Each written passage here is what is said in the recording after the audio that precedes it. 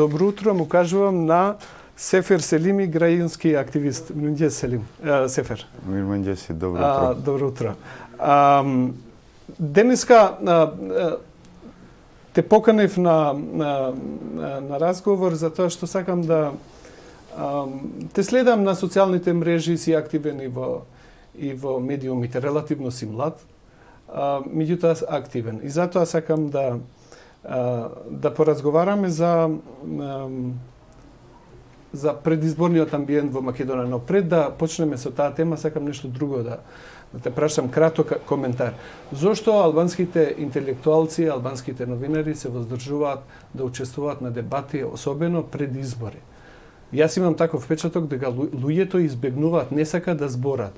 Имате проблем да поканите луѓе и да заеднички да анализирате состојби кои што заеднички не интересираат. Па мислам дека политичкиот амбиент е така оштро настројан и толку поларизиран што доколку вие и само истакнувате едно свое мислење, веднаш добивате веднаш ке ве обојат политички и повеќето од интелектуалциве си сакат да си седат во својата комодна зона и да не си го преземат нивната одговорност за да го разјаснат или да придонесат кон јавното мислење. Што мислам дека е многу лошо и еве, барем од моја страна и јас повикувам тие да се вклучуваат, посебно академската фела. Затоа што имаме 3 универзитети на албански јазик и навистина е проблем посебно медиумите да најдат луѓе кои што сакаат гласно да зборат за... Да, и тоа не донесува во една не добра ситуација и ние другиве кои учествуваме во јавната дебата да бидеме па да речеме и малку досадни и многу брзо да се конзумираме во јавноста. Затоа е доста значајно да гледаме повеќе луѓе кои ќе се вклучуваат во јавната дебата. Сефер, имаше прва предизборна дебата меѓу лидерите на владеачката и на опозицијата, Заев и Мицковски. Како помина дебатата според тебе? Како ти изгледа таа дебата? Да бидам искрен, очекував многу повеќе и од двете лидери. Мислам дека дебатава беше во многу ниско ниво. Претежно насочувано кон обвинувања, меѓусебни обвинувања и со оцрнување на против кандидатот и немавме суштинска дебата околу значајните и реалните политики кои ги засегнуваат граѓаните. Посебно загрижувачки е тоа што освен во тоа студио, таа дебата или тој дискурс на обвинување продолжува насекаде во целиот јавен простор и деновиве гледаме дека тоа почнува да никнува и по улициве на нашата земја. Сакате да речете дека таквата жестока риторика на политичките лидери влијае и на кревање и на тензиите. Меѓутоа кај нас е тоа вообичаено затоа што така партиите ги мобилизираат своите симпатизери и членства. Јас можам да ги разбирам политичките партии, но мислам дека освен што нивна цел треба да биде мобилизирање на нивните членови и гласови, треба да биде и иднината на нашата земја.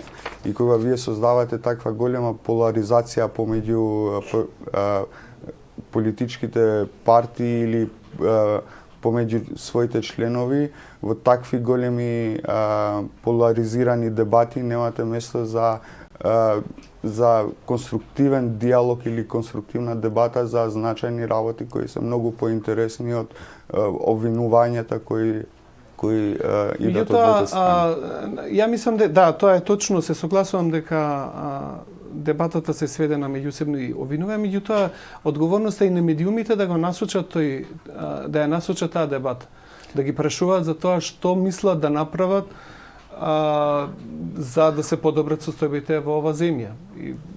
Секако, значи, тоа е наша задача, да кажем, од сите ние кои учествуваме во јавната дебата и на новинарите, но и на аналистите и другите луѓе кои го прават јавното мислење, да го фокусират дебата во тие значајни и релевантни работи за граѓаниве. Меѓутоа, сепак главниот дискурс го влечат најголемите политички партии. Тие даваат тон на дебатата. Тие даваат тон на дебатата. Ние другиве можеме само да го направиме тоа што е наше, да ги повикаме, но исто така да инсистираме на секој можен начин да ја држиме дебатата фокусирана во тие работи, и да не им оставаме просто оние да избегнуваат во крајните поларизацијски полови и да го намалат просторот за овие прашања. Како вие гледате? Ние имаме една влада која има неполни 3 години владе, се соочуваше со сериозни предизвици. Мораше да го затвори прашањето на името, прашање кое што никој во изминатите 30 години не се осмели да се зафати да го затвори. И се разбира, направи некои реформи кои што секако ние како граѓани секогаш ние малку, ние недоволно, но од твој аспект, дали македонските граѓани имаат и јасна перспектива и јасен избор за што ќе гласат? Кои се опциите што му се нудат? Од една страна е досегашната власт, предводена од СДС, а од друга страна е ВМРО ДПМН, представена од господинот Мицковски. Добро, и почетокот на оваа влада беше во доста критично започна и како власти доста критично и заврши со изгласување на Законот за јавно обвинителство. Исто така имаше многу големи турбулентни моменти низ владењето на СДСМ со партнериве. Беа донесени крупни одлуки кои ќе се одразуваат врз нашата држава и нашата иднина многу покасно и резултатите од тие крупни одлуки не можеме да ги гледаме во блиска иднина, туку сигурно ќе влијаат во иднина и во тоа каква држава ќе станеме ние. Најглавното што беше направено од ова... Дали граѓаните? Дали мислите дека граѓаните сваќаат зошто моравме тие тешки одлуки да ги донесеме? Па мислам дека еден добар дел од граѓаниве тоа го сваќат, пошто ние бевме во едно лимбо, во еден затворен круг каде што немаше друг излез освен ние да кажеме да се јадеме меѓу себе и секако тоа цело време продуцираше тензија помеѓу граѓаните и даваше простор нашето општество да биде фатено од политичките партии да станеме заробена држава. Меѓутоа, сепак граѓаните да кажеме, нивната колективна меморија не е толку јака и граѓаните се стремежат кон брзи и реални резултати. И тоа е пропусот на оваа влада, што немаше резултати во краткорочен рок и со конкретни резултати кои ќе придонесат за смена на секојдневниот живот на граѓаните. И тука мислам дека ќе треба повеќе да се фокусират и идните влади за да можат граѓаните да ги гледат бенефитите од сите овие промени и овие крупни моменти крупни промени кои требаше да се направат за да тргнеме на пат кој ќе биде долг, но јас верувам дека е единствениот пат кој не води до благосостојба за граѓаните, а не за политичките олигарци и профитери. А зошто во албанскиот блок нема дебата меѓу власта и опозицијата? Зошто Али Ахмед избегнува дебата со Зијадин Сила? Па, во јавниот дискурс имаше доста голем притисок, посебно од Алијансата за албанци, за меѓусебна дебата помеѓу Али Ахмед и Зијадин Села. Од страна на Дуи беше некако надминато или бега од дебата со повикувајќи на тоа дека нема јасен предводник на албанската опозиција, што не е точно. Но тоа што мислам јас е дека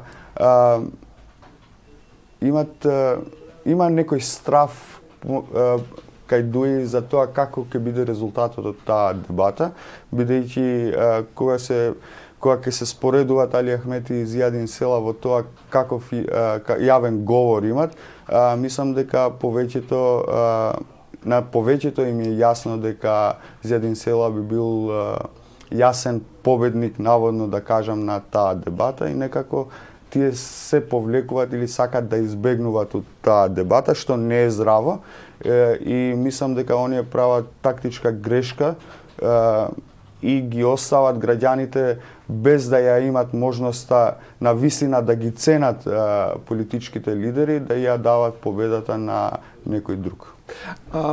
Се приметува една нервоза во редовите на Дуи. Се случува она, како и кај сите партии, се кројат пратеничките листи, ретко кој сака јавно за тоа да збори. Според тебе, кои се шансите Дуи да победи на овие избори? Па теоретски ги има сите шанси. Практично ќе треба да видиме, посебно ќе треба да видиме со каква изборна листа ќе излегува на гласање. Албанските гласачи во Северна Македонија, а посебно гласачите на Дуи, веќе се изморени од политички фосили кои се појавуваат цело време на врвот на тие листи.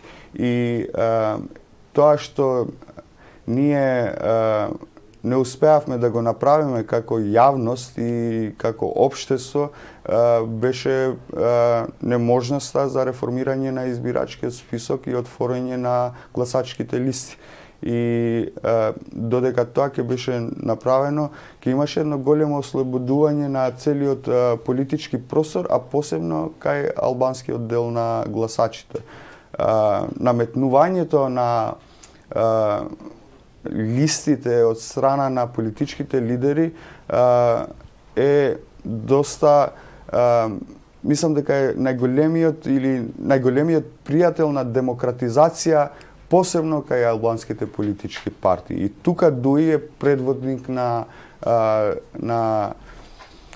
тој фронт за неотварање на изборните листи, и тоа е дефинитивно поради тоа што сакат да остават повеќе простор нивниот лидер да ги крои тие листи.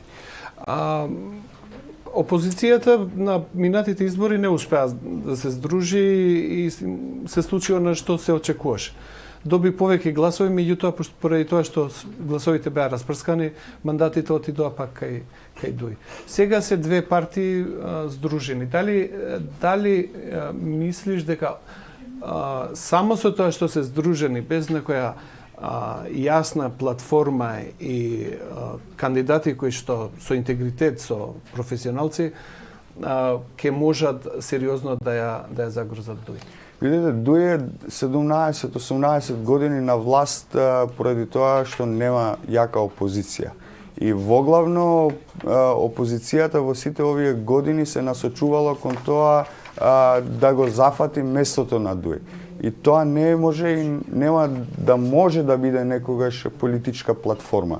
Сдружувањето на Алијансата за албанци и Алтернатива е нов момент, но секако не е доволен за да биде одлучувачки фактор за смена кај албанскиот блок. Посебно не ако се фокусират во тоа да направат црна кампања кон ДУИ и нивна примарна цел да биде смена на ДУИ. Како што се уморени од ДУИ, албанските гласачи како што се уморени од ДУИ, исто така се уморени од политичкиот наратив на опозицијата, која цело време критикува, но не нуди решенија, која цело време се занимава со личности, но никогаш не успева да се надминува и да понуди нешто што реално би направила промена кај секојдневниот живот на граѓаните. Сефер, знам дека овие прашања потикнуваат интереси. Знам дека ова нема да биде единствен пат ние да разговараме за овие прашања, но нашето време е ограничено. Јас сакам да ти се заблагодарам на гостувањето. Верувам дека во текот на овој предизборен период ќе гостувате повторно во нашата програма и ќе заеднички ќе ги анализираме состојбите. Фала за поканата. Се надевам брзо ќе се видиме пак.